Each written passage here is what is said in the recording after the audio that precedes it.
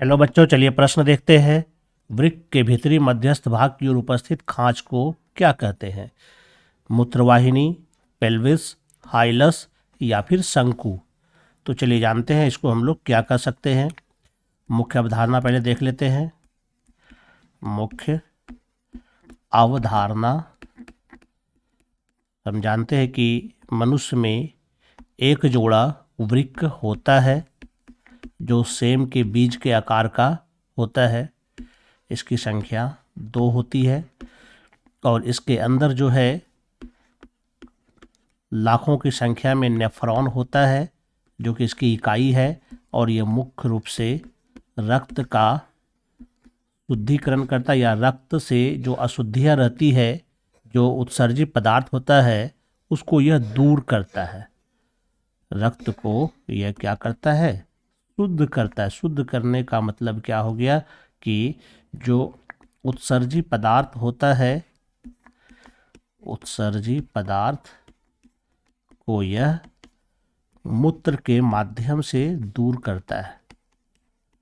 मूत्र के माध्यम से हटाता है।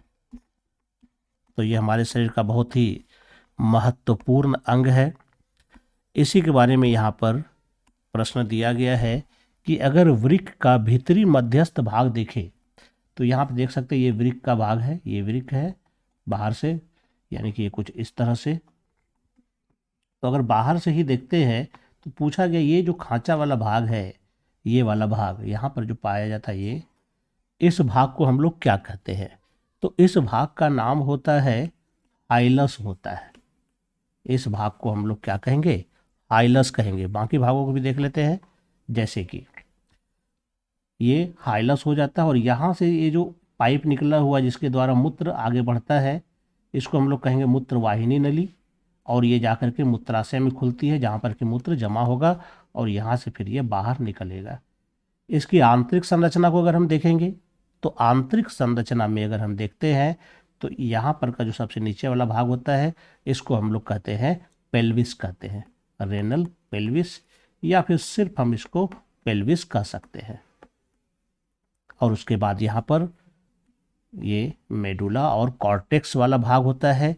इसी में कई सारा रेनल पिरामिड भी पाया जाता है, यानी कि शंकु पाया जाता है।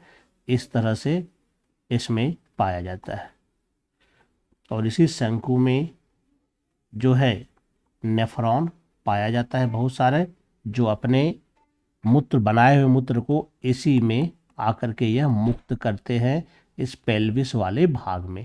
तो ये वाला जो भाग हो जाता है यहाँ जो हम लोग देख रहे हैं, ये हमारा कहलाता है शंकु, यानी कि पिरामिड। तो चलिए देखते हैं विकल्प में क्या कहता है। पहला विकल्प यहाँ पर ये जो कहता है वो है मूत्रवाहिनी। तो मूत्रवाहिनी भीतरी मध्यस्थ भाग को नहीं कहते हैं। मूत्रवाहिनी मतलब यहाँ से जो नली निकलेगी जो मूत्राशय की ओर जाती है, इसको हम लोग कहेंगे मूत्रवाहिनी। तो ये हमारा उत्तर नहीं होगा। दूसरा पेल्विस। पेल्विस जो हमारे वृक्क के आंतरिक संरचना में जहाँ पर कि मूत्र आके जमा होता है, उस भाग को हम लोग कहते हैं पेल्विस। तो ये भी उत्तर नहीं होगा।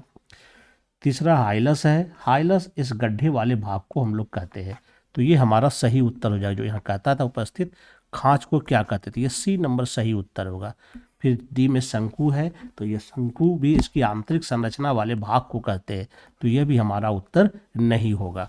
हमारा जो यहाँ पर जो सही उत्तर होगा वो सी नंबर होगा, जिसको हम लोग कहते हैं हाइलस कहते हैं। तो ये हाइलस यही वाला भाग है जो गड्ढा वाला भाग बनता है, जो खांच वाला भाग बनता है, इसी को कहते हैं हम लोग हाइलस। आशा करता हूँ आप समझ गए होंगे। धन्यवाद।